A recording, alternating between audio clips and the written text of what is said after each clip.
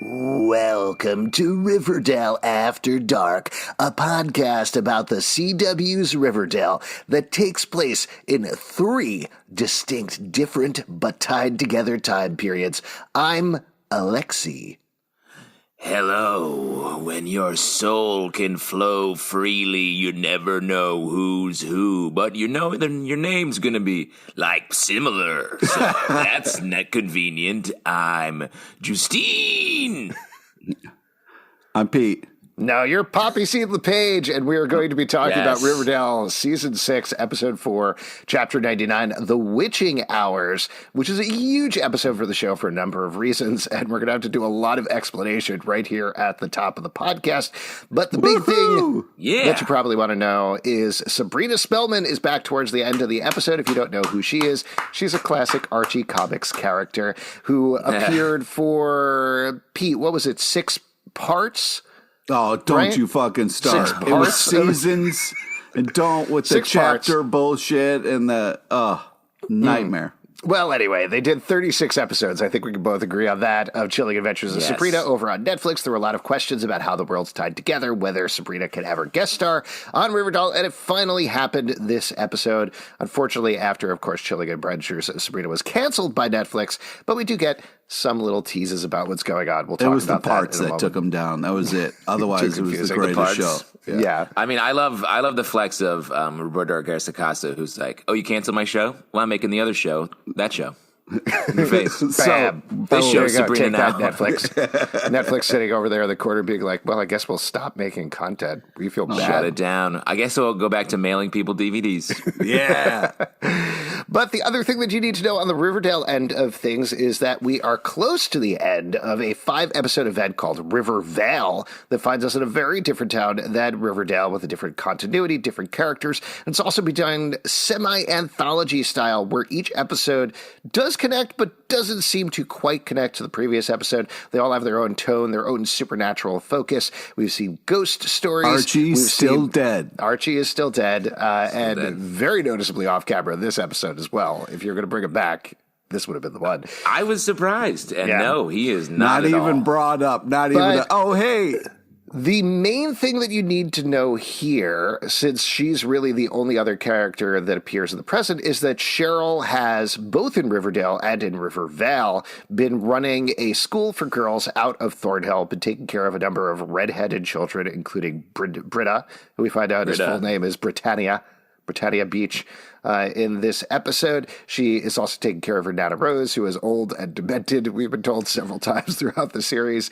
And we find out is named Roseanne, like the TV show. Yes. And the other thing that we probably need to know, even though it doesn't quite connect, is in Riverdale, Cheryl found out that she had an ancestor named Abigail Blossom, who was burned at the stake for being a witch back in the day. Again, the important thing to emphasize before we get into this is a different continuity than Riverdale. All of the history that is embraced over the course of this episode is not necessarily the history of Riverdale. It's the history of Rivervale. Cool? Cheryl's immortal. I'm never changing my opinion. So here's what I think. Wait. Yes. Before you get into some long-winded explanation, I just want to say, as someone who started this thing being like, fuck Rivervale, this is stupid, I want the show that I signed up for, totally redeemed themselves. They gave me an episode where you give me 3 Cheryls in different time periods. I mean, that is just fun. And Sabrina on top of it. Sure, you're going to make me wait till the end of the... Okay, all right, fine. I'll wait. But Wow. The episode makes you wait a very long time, so I think yeah, we and should then too. the reveal that Cheryl has been a witch this whole time, which I totally called and you guys didn't believe. But yes, Yeah, you called that back in season 1, so it felt a little weird. Yeah, like, that so lady's a before we witch. get it, you've just been walking around the streets in New York City yelling that, right, Pete? Witch! Witch! Pointing at strangers. Oh, man. That's They not a love good it. idea. They love Don't it. do that. Before we get into a list of names, though, I agree. This episode was absolutely fantastic. I mean, the broad overview, like Pete was saying, is we get these 3 different stories of Cheryl, Abigail Blossom, her ancestor from 1892, and Poppy, a.k.a. Poppyseed Blossom, from 1957. They all tied together. And as you may have figured out from the title of the episode, it's very loosely based on the film The Hours, which had a similar structure. Did you have to roll your eyes when you said loosely based, or was that just involuntary? I mean, they can't hear that on an audio podcast. Pete. Okay, cool. Just wondering. Creep! So much eye rolling always on this show. I'm just saying, I mean, it's not the exact plot or anything like that. It's just using the idea of taking 3 women throughout time, having their stories not immediately clear how they're tied together. Yes, The Hours also had 3 Cheryls. Exactly. And tying them together ultimately at the end, also through their shared loss and loneliness and things like that. So that's what we're going to do. One other reference, because I agree with you, that's the main reference, but there's this TV show Dark on Netflix that also deals with different eras of people existing and sort of being in multiple eras. And I feel like that may have been a reference here as well because the music felt very similar to me. Interesting. Whatever it is, like Pete was saying, I thought this episode was great. Just hooking it on fun. Madeline Patch, who is one of the strongest actresses on the show and always wild and over the top. Giving her so much to dig into was great. And it was just also, like a lot of these episodes of Rivervale have been, really well filmed, really well edited, really well put together. I just enjoyed this quite a bit. Justin, what about you? Yeah, I'm sorry, but this is the show that I want. I want this show all the time. Oh, really? Wait, Rivervale or the Cheryl show? The Cheryl show. Both technically, but I mean Rivervale. Like the way they're able to just stretch the form of the show and play the story and characters just so hard in these episodes, especially this one, I think is so fun. And maybe it would be too much if it was every episode of the show was this way, but once a season we get a couple of these, I think would be awesome. Yeah. So let's get into the list of names before we actually get into the plot and everything, just because I think hopefully it's definitely been hard to get my head on straight and concentrate on who everybody is.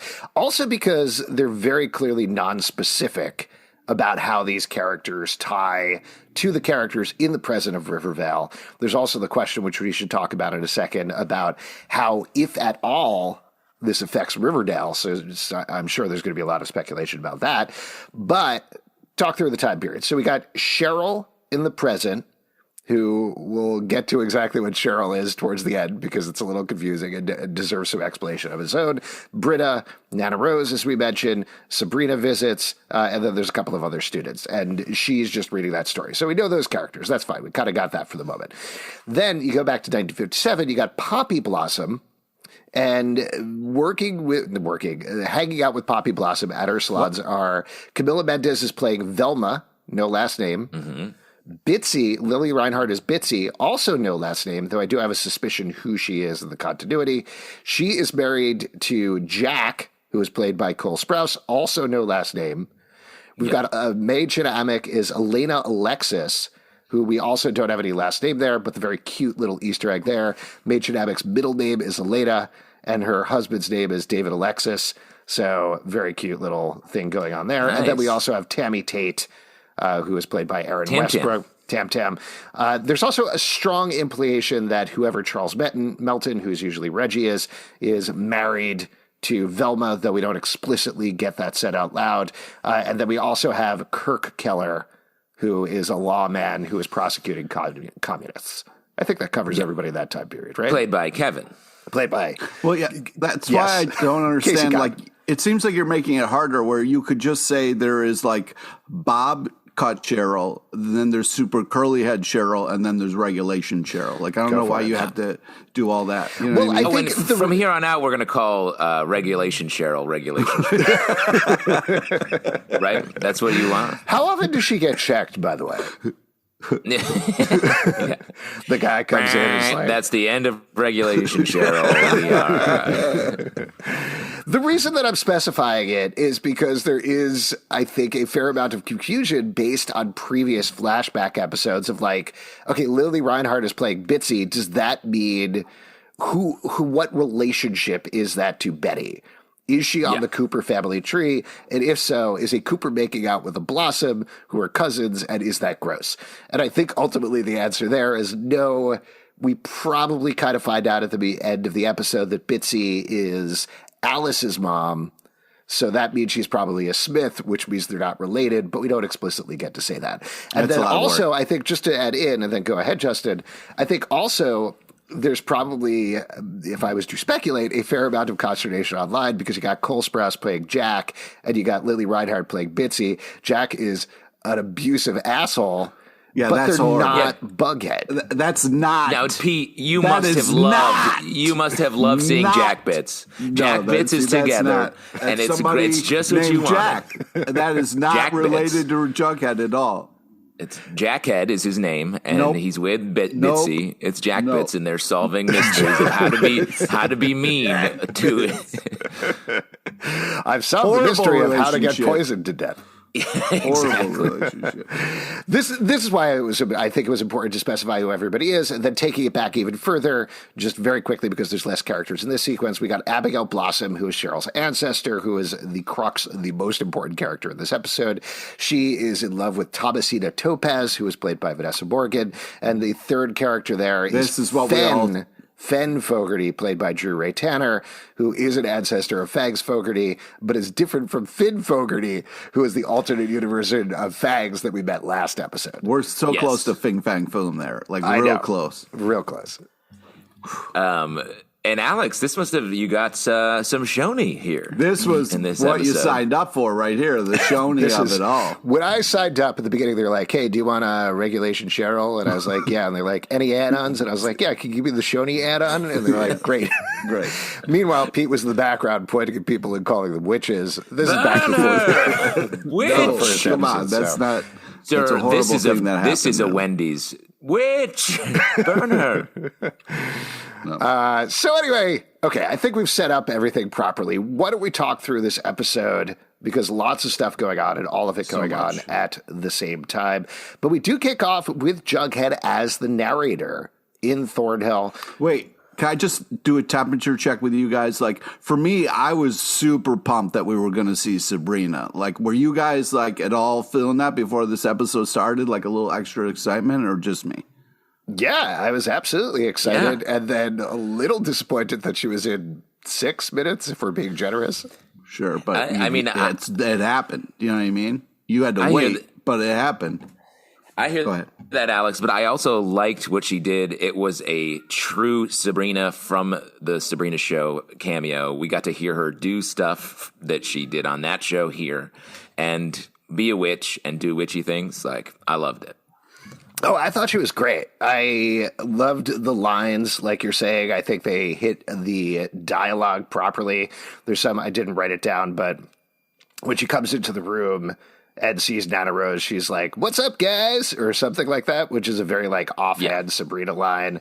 All the explanation was good. I'm sure there was a lot of frustration also about not exactly explaining how she escaped the sweet hereafter, but I was okay with it. I thought it was fine. Well, the line, "There's no death for witches, only transformation." I came back. I was like, that's a reference to her show being canceled in a cool way. Maybe that was great. But also how she was trapped in limbo and is now appearing before us. Yes. Yes. It was a very clear reference to the plot of the show. Right. Your fan fiction is showing itself. Sorry, my bad. I love we have a Cousin Ambrose reference. Our covens are in the same softball league. Like that was we're hilarious. Having some fun. We're having some fun. Yeah. All that stuff was really good. I just wanted more of it. That's all. Like when she said, "Let's go to Pops," I thought, great, she's going to beat the rest of the characters. And then, granted, we cut to a absolutely wonderful scene at the end there. In your own head instead of enjoying what you have in front of you. Oh, okay. Unlike you, Pete. Yeah. Were you disappointed? And Season of the Witch playing when we see her. Come on. Good. I mean, listen, they nailed that 5 to 6 minutes. They did. It was spending the entire episode being like, okay, here comes Sabrina. Here comes Sabrina. Nope, not yet. Okay.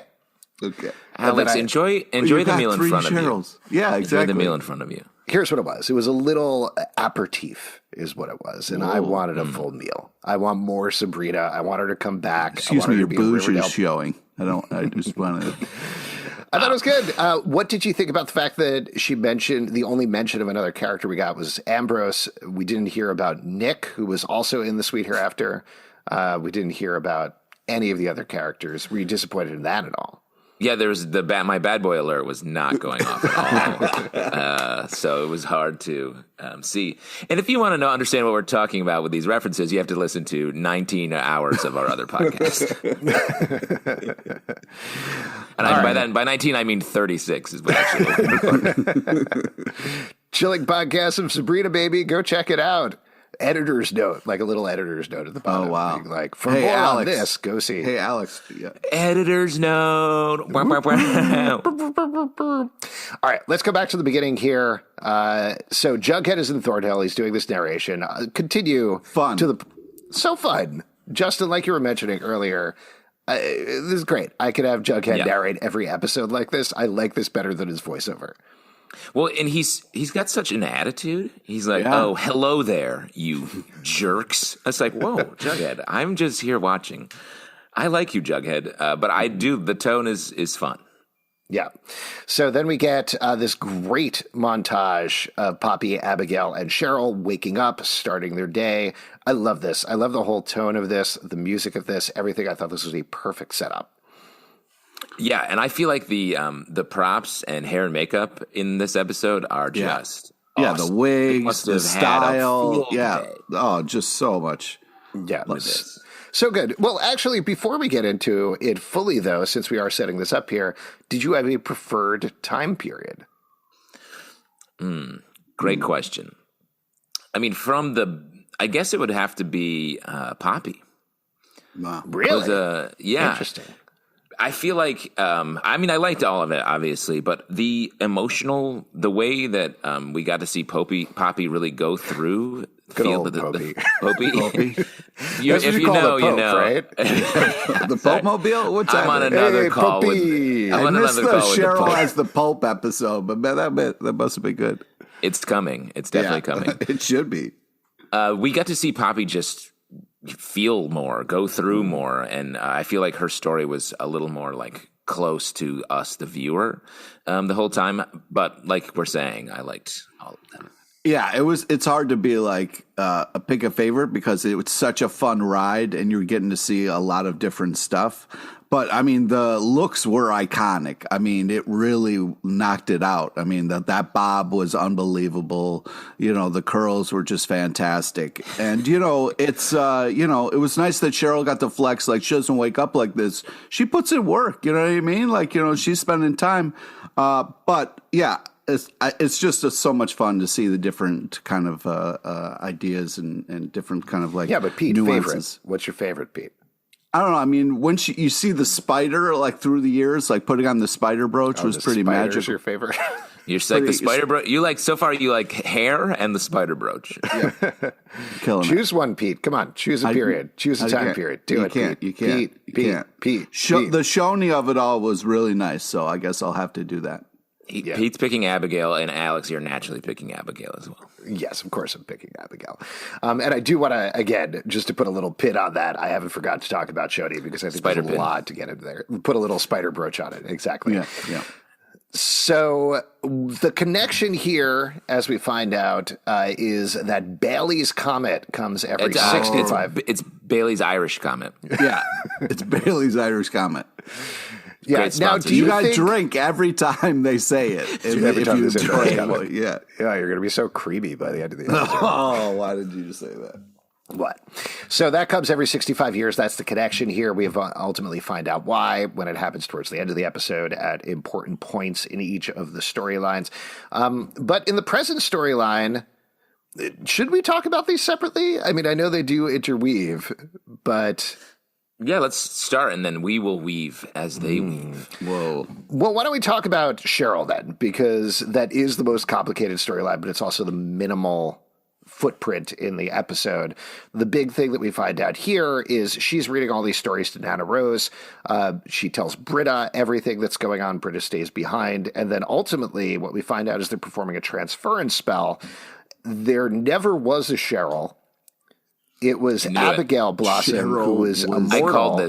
I called this. Kept changing her identity into different blossoms throughout time, and ultimately they transfer the spirit of Abigail into Nana Rose's body. Nana Rose dies so that Abigail can pass to the afterlife, and Cheryl, quote unquote, is now Nana Rose, who gets to be young again and live the rest of her natural life in Cheryl's body. Yeah. So what do you think about that? Yeah, I guess, do we not have Cheryl moving forward? I'm very scared that was the end of Cheryl. Because Cheryl never existed? Are you looking forward to Noni? Noni Rose? You ship Shoni as much as you ship Noni? So this is, I think, the big open question. This is the big open question of what we've been talking about this entire Rivervale event is what is going to be carried over, if anything, back into Riverdale. And first of all, things have not necessarily been carrying over from episode to episode. Most of the big plot points have been put on the back burner, like ignored, like not referenced to at all. So I don't even know necessarily if next episode we're going to hear Cheryl doesn't exist and she is actually Nana Rose in Cheryl's body, and Cheryl, nobody's going to say that. It's going to be its own thing. The big thing I think to take away is, first of all, and this is getting into Abigail's storyline, in Riverdale, we know that Abigail was burned to the stake. Very hard to stay immortal when that happens. So I don't think Abigail lived forever and was secretly Cheryl in Riverdale. Like, that did not happen. That is not a thing. Oh, phew. But what it does touch on here is this thing that Cheryl has talked about time and again throughout the series, that I'm cursed to be alone. And I think the hint here, the big thing that I am taking away from the episode, is that over the course of the season, we are going to see Cheryl try to break that self-imposed curse and that ultimately get back to her original love, Tony. That's Fingers crossed. Alex, your Shoni is showing. That is the most fan. I know. I'm having a hard time. I think the story is about the specific thing that I love. Yeah, exactly. And I'm going to ignore everything else in the story except for this thing. But I don't think I'm wrong here. I think like what they're indicating is Abigail. That is what you said last season as well. BT dub. I know, and I still think I'm right. I think you said it pretty much all the seasons. Abigail and Thomasina are immortal lovers who are meant to be together and ultimately join each other in the afterlife. I think that is what we are supposed to take away, at least potentially what Cheryl will think about Tony and potentially pursue Tony in that way. That's the worst case scenario. The best case scenario is that, yes, they are soulmates and supposed to be together, and that's the journey that we're going to follow. Well, let me throw this out, because watching this episode and then taking all of Rivervale into sort of account, it feels like each episode is about a particular character's anxiety or worry. Like, this episode's about Cheryl always being alone forever, heightened to the point that she's alone for 3 lifetimes and can only leave when she is put into another body. We have the first episode about Betty and her relationship with Archie, potentially, and end up killing him for the sake of the town. We had Veronica with the devil, like she's willing to do anything to get what she wants. Nothing will stop her, even making a deal with the devil. And then the other episode is Tony's anxiety about being a mother, because she just has baby Tony. And we had that heightened into these like supernatural ways. So I do think, as much as this won't plot-wise continue on, I do think Rivervale is meant to maybe just suggest here are the biggest things that these characters have going on, and we are showing how crazy it can get if they don't resolve them. I like that theory a lot. I think the other thing that we potentially see carried over is sort of the emotional intent or the emotional plot lines of what's going on. Like, for example, I don't think Reggie is going to be in hell, dragged there by the devil when we get back to Riverdale. But I do think there's a possibility that Reggie and Veronica will have been in a relationship, built this casino together, and have broken up. Like, I think that's something that we may see in Riverdale. Or, alternately, maybe I'm totally wrong, and maybe they will be together, but have to deal with the fact that they're on very different tracks when we get back to the main continuity. And same thing with Cheryl. This is why I'm saying about, like, the Tony thing. I do think that connects because that is a big plot line for her on the show. So taking the idea of, at the very least, what she thinks about Tony and moving that forward, because we don't really get Thomasina's perspective necessarily. She is a part of Abigail Blossom's story. We'll see that. Or to your point, Tony's fears about being a mother. She's not going to stop being a mother. She's not going to not have baby Anthony when we get back. But that is something that she's going to have to deal with and grapple with in some way throughout the rest of the season. What are you smiling at? It's just funny to me if they're like, yes, what a great dream we all had, except Tony is a water monster. Like, they just bring one thing through to the regular show. If you could bring one thing, what would it be? It's Cheryl being a super witch. Mm-hmm. That's what I want. First off, I think the takeaway from all this is that no matter what time period, you can't stop Cheryl. You can only slow her down for a little bit. Mm-hmm. And, so I feel like that would be awesome if it was, when we get back to Riverdale, it's super Cheryl, like Super Saiyan Cheryl, and nobody can stop her. Well, if they pick up the plot of Riverdale after Rivervale, that's what Cheryl was. She was like starting a witch religion in real life, quote unquote. Yeah, so, but eventually gives that all up to be with Tony.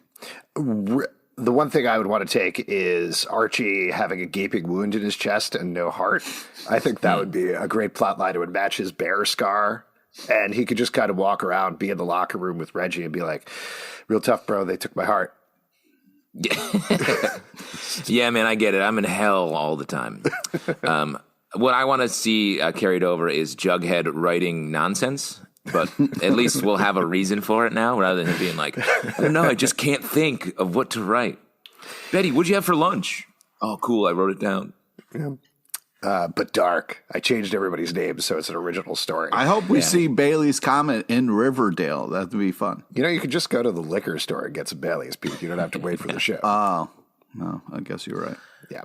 So I think we've touched on Cheryl's storyline. We could probably come back to that if there's any more to talk about. But why don't we jump over to Abigail, since that's the big one that kicks it off. So Abigail meets Thomasina Topaz, hires her to help teach at the school. They very quickly fall in love, and it's interrupted by Fen Fogarty, a warlock and murderer who killed Abigail's brother James at war, and wants to marry Abigail, does in fact by threatening Thomasina's life, and then Abigail comes up with a very clever, very cunning plan to take care of Fed, which is chop him a bunch with an axe. So smart, yeah.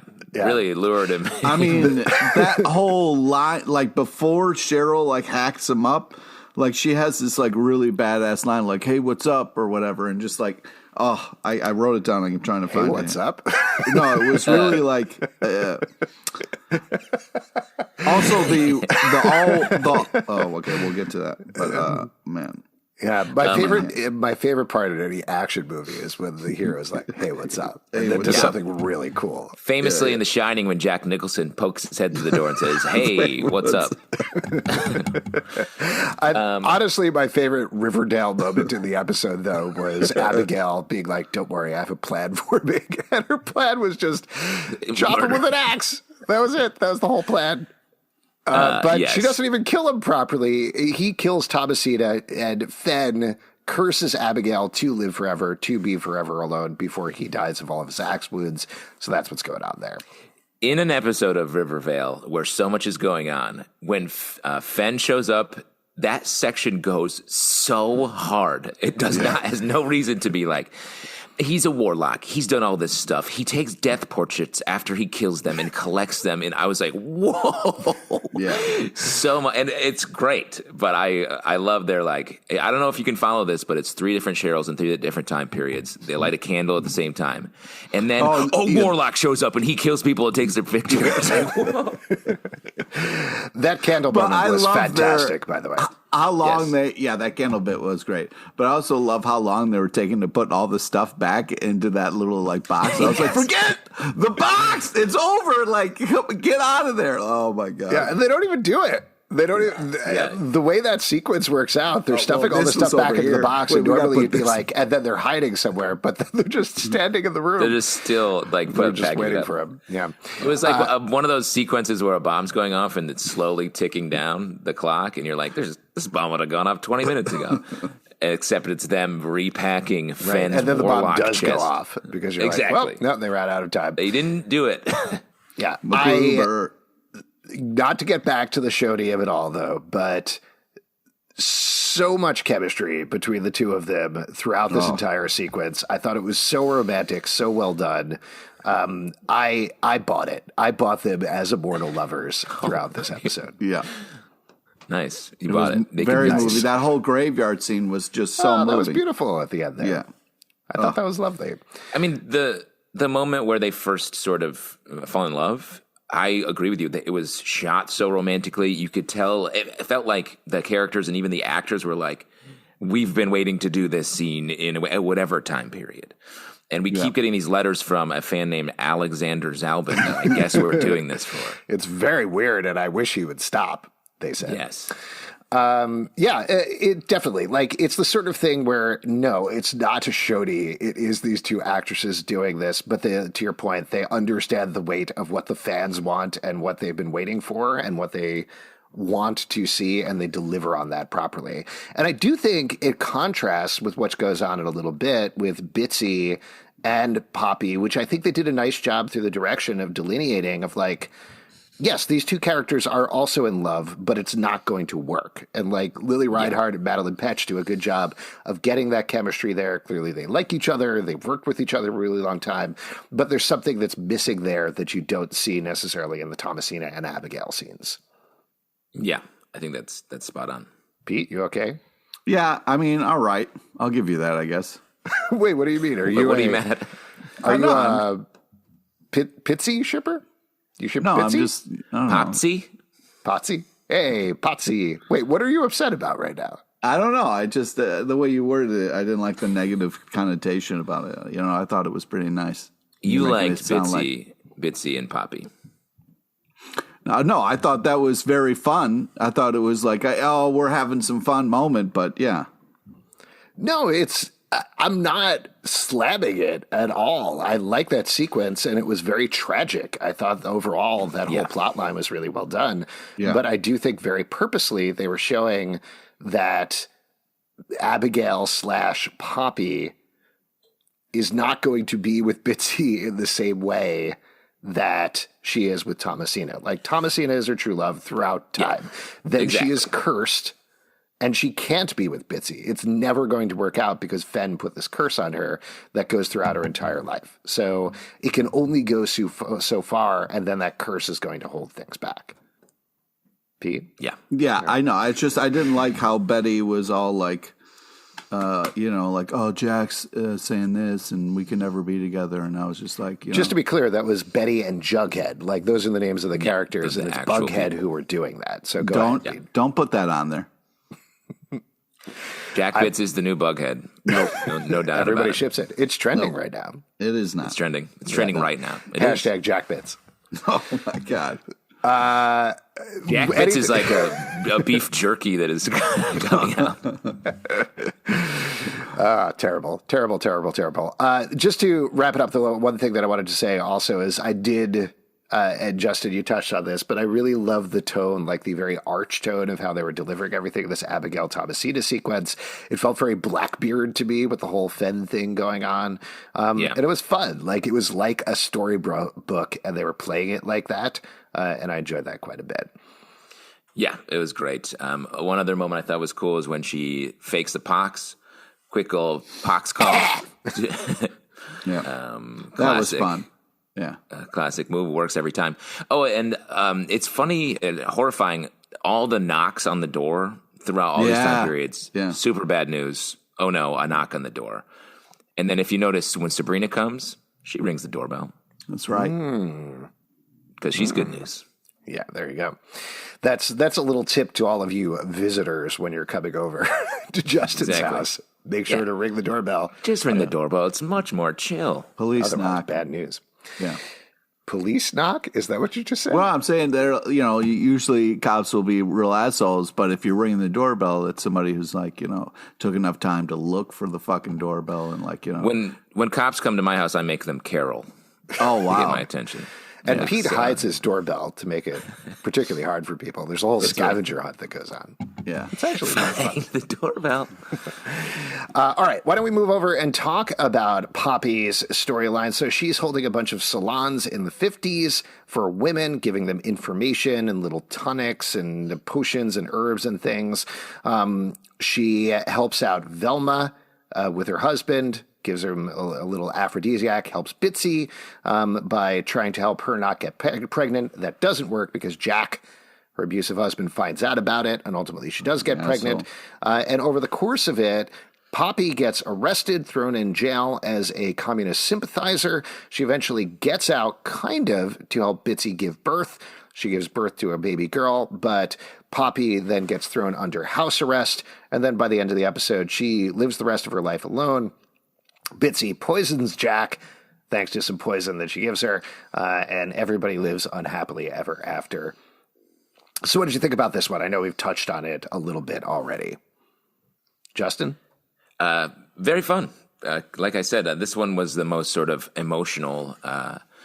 The Poppy was, as we learned by the end, already upset about her life because she was cursed and had lost her true love.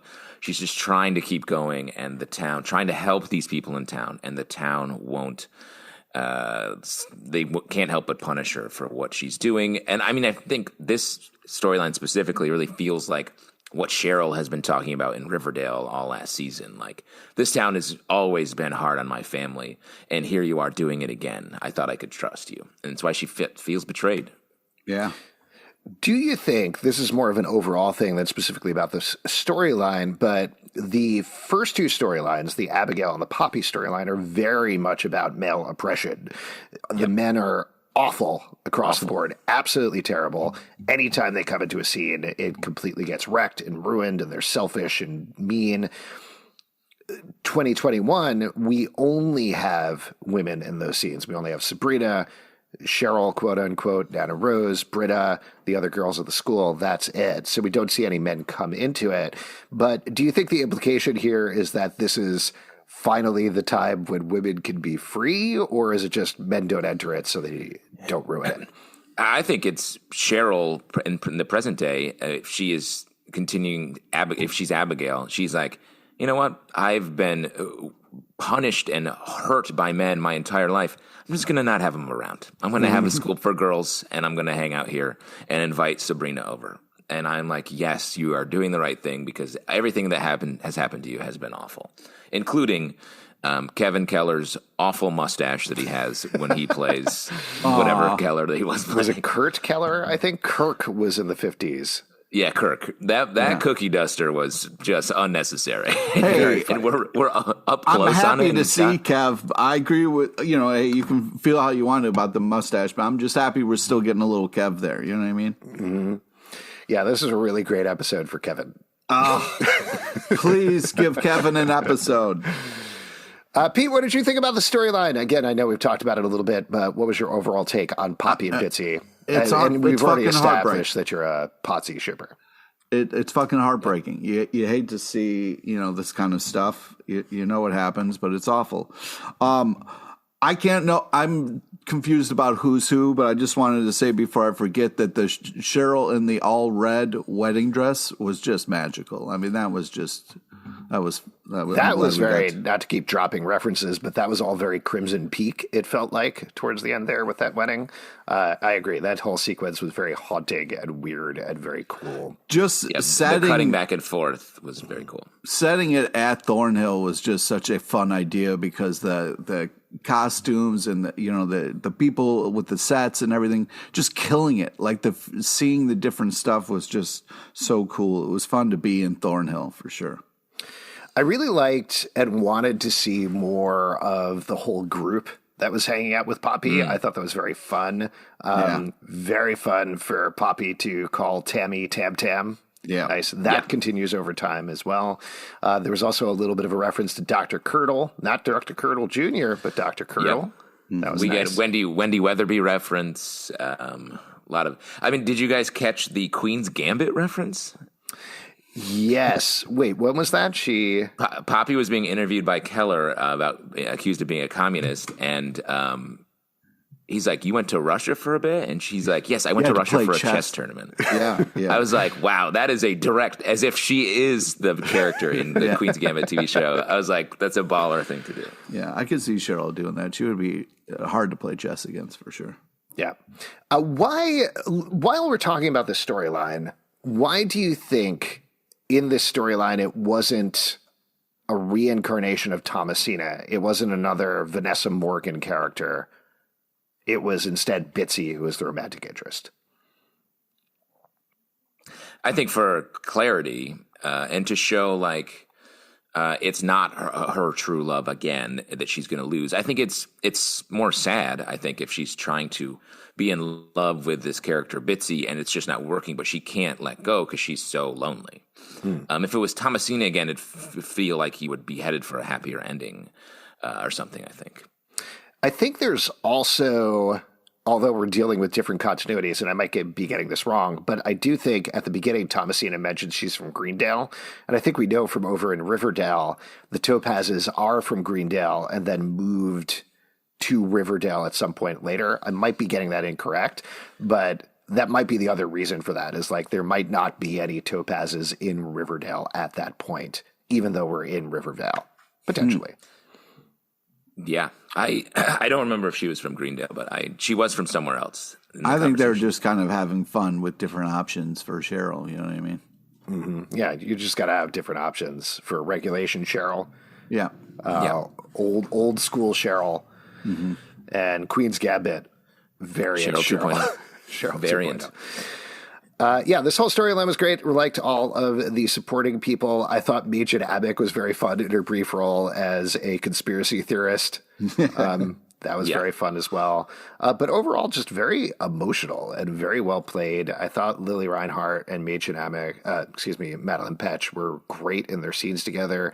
I thought the scene where they reunited in the hospital, where she was helping her give birth, was very emotional as well. Yeah, that was when she ran in and they hugged. Mm-hmm. That was really nice. Yeah, and it was a really nice shot of them touching each other's foreheads together, the light in the background.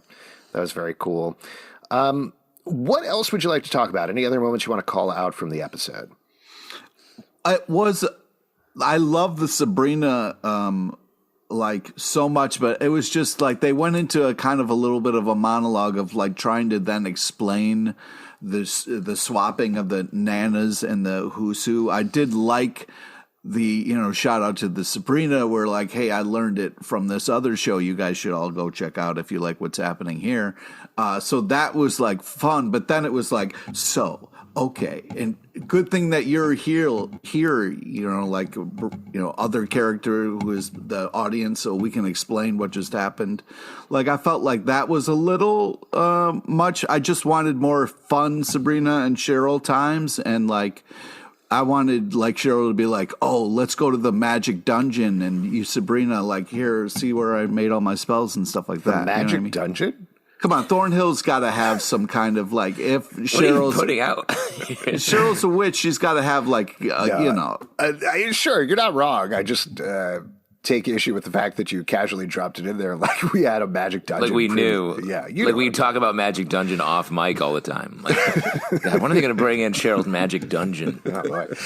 You've been asking for that since before the first episode, right, Pete? Yeah, exactly. You run around shouting at people, calling them witches and Wendy's, and then oh my God, be like, when are we going to see your magic? Show me your Magic Dungeon! You witch burner. Hiding in your Magic Dungeon? I agree with you. There's a lot of info dump right at the end of the episode. It was necessary because it's confusing. It was very confusing, but that didn't really help as much as I would have liked because it was just like, Poppyseed, I was like, I don't know who these characters are. We just met them today. Like, what do you I can't keep track of all this shit. It didn't help that Sabrina was talking in a baby voice the entire time, too. Yeah. And they weren't using your preferred terms, which were curly haired Cheryl, regulation Cheryl, and short hair Cheryl, whatever you said. It's harder when they use actual names. Like you refer to me as beardier co-host. I refer to you as Patchy. Yeah, Patchy. Oh, great. Yeah. So do you get it now, Pete? Now that we've talked about it on the podcast. No, I don't. I just did you guys really where we ask if Pete got it? I mean, it felt like I understand that you didn't quite get it in the 2 minutes that they explained it towards the end of the episode. I'm just wondering if this 45-minute podcast recording has helped at all. No, because I didn't. It's hard to keep track. Sure. Yeah. All right, we'll explain it again over the course of the next 45 minutes. Any other points you want to call out? I really like the phrase, happy, sad endings are best. I love that. That was a really nice turn of phrase. I also like the fact that Jughead was like, well, can't top that. Yeah. Yeah. And I do like every episode of Rivervale has ended with a shot of the sign to the town being different. I feel like that's something that they're going to pick up in this last episode of Rivervale. To end it all with. Well, why don't we talk about that then? Because there's certainly a lot we could speculate about what's going to happen in episode 100. I don't know if you guys saw this, but they released a slew of pictures from the episode. And anybody who's listening who does want to know, spoilers here, but there's a lot of stuff going on there. The biggest one is Jughead seemingly coming into Pops, which is filled with everybody in their classic comic book character looks, reading Archie comics that are set up on displays. Pete, you got to love this. There's a bunch of racks of comics. You love racks of comics. Dude, the spinner rack is the OG, bro. Come on. Yeah. So everybody's dressed like that. So that's going on there. And then we also have a bunch of other looks from the episode. There's one that looks very much like Betty and Archie having some sort of perhaps engagement party or something, or somebody's making a toast to them. They're sitting at a booth at Pops. Hal is there. And then also throughout the pictures, we see Ethel, who granted is still alive in Riverdale, but also Dilton Doily, who died way back. So a lot of stuff to parse. We've certainly had some speculation about what's going to happen. There's a lot of things that need to happen in this episode 100, not least of which is somehow get us back from Rivervale to Riverdale. So what do you think's going on? Pete, what's your probably Wait, so we don't know first? what the theme is? Like, it's not like, you know... We don't know what the theme is. The theme is Under the Sea Dads. Oh, okay. That makes sense. It's going to be a lot of people slowly disappearing as probably. Well, maybe, honestly, because the title of the episode is The Jughead Paradox, and the tease from the synopsis is something about Jughead starts to realize something is really wrong in Rivervale and tries to figure it out. That's really all we know about it. My speculation, just to throw out there, like we talked about on the podcast before, I think Jughead in Rivervale is going to become aware that there's another Jughead behind him who's narrating stuff. Yeah. And potentially, I would guess, even right at the beginning of the episode, follow that narrator into Pops and find himself very briefly in like this hub for the Archie Comics multiverse, and try to explore how to get back to Riverdale, the real Riverdale from Rivervale. That would be my best guess here. Interesting. So you think it's going to be Jughead's going to become aware of the world around him, and he's actively trying to. We're going to get our Riverdale Jughead who's doing that, who's slipped into Rivervale. Maybe, potentially, or Rivervale Jughead is like, "Yo, all of my friends are dead, and I sold my soul to the devil. How do I get out of here?" Well, that's where my theory is. we've talked about how this is like a fantasy that Archie's having right as the bomb's going off that Hiram said at the end of last season, or a lot of ideas like that. I am starting to think that it's Jughead focused, and it's him maybe in some sort of after the trauma of the bomb going off, and Archie and Betty maybe being very injured or something, and this is his sort of trip. As a well, let me throw. Go ahead. I want to say I think it's similar to I want to kind of. I agree with Justin, and to kind of put it a little differently, I think it's what it's going to do is like Jughead is going to wake up in the sex bunker and kind of look around him, and there's all these kind of like, it's mushrooms, and he went on a bender, and there's drugs there, and he's going to get real sad and be like, oh no, Archie's dead. And Betty. Okay.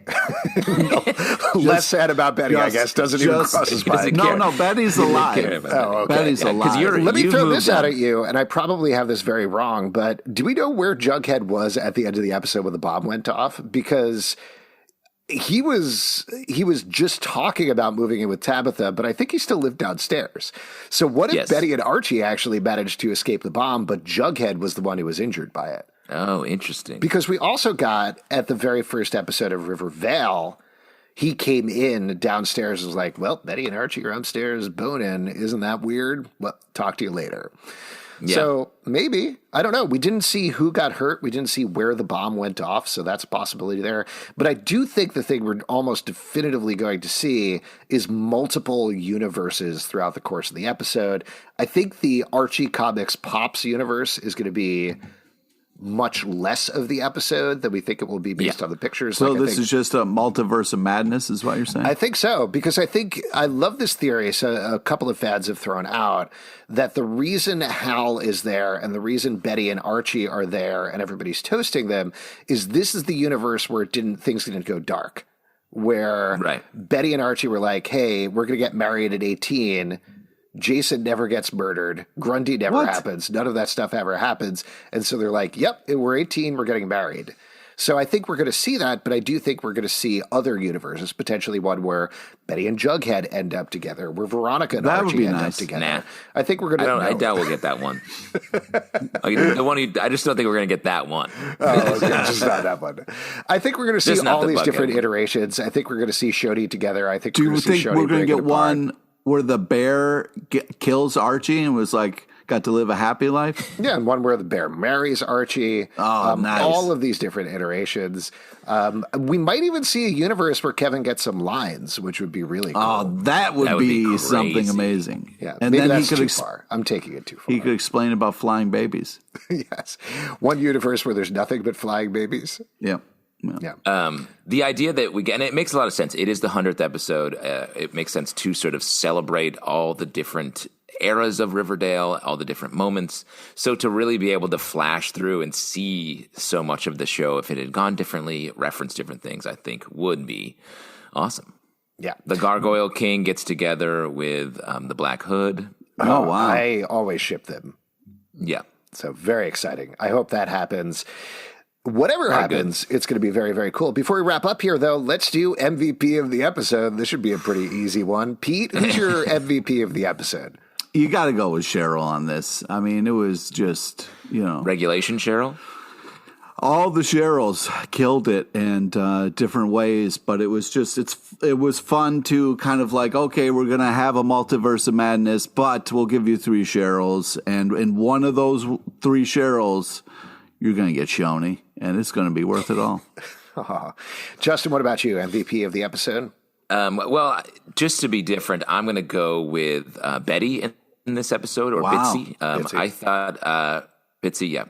I thought this was a heartbreaking sequence and played well. I had to just jump around emotionally a lot for Lily Reinhart in the episode.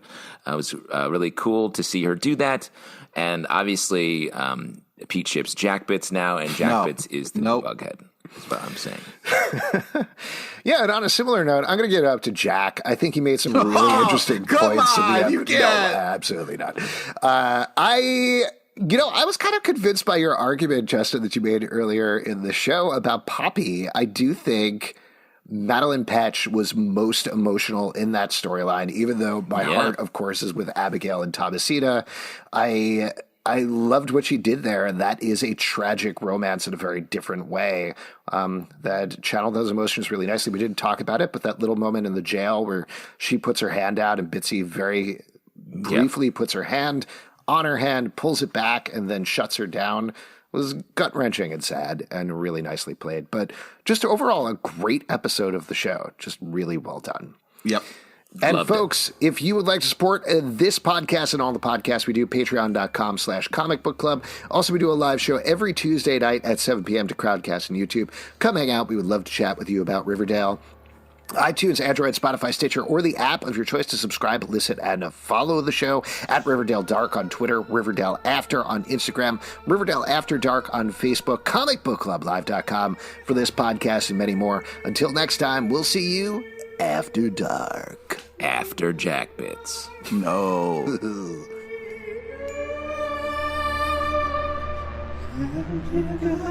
Me